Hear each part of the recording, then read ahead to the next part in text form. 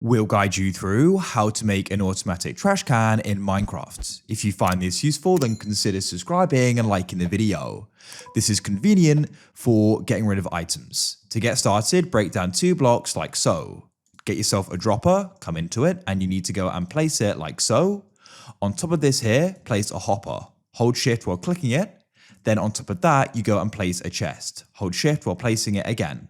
Now what you need to do is go and place lava in front of the dropper. Then you go and put some glass over it like so. A big thanks to Apex Hosting sponsoring this video. There'll be a link in the pinned comment and the description.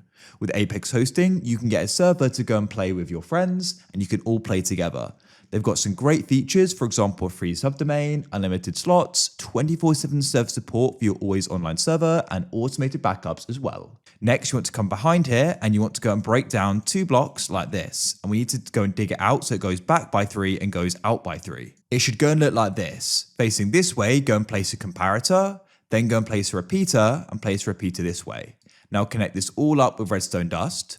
Right click on the comparator, and then what you can do in the chest is go and put in an item, and you're going to go and see that it then go and gets automatically disposed.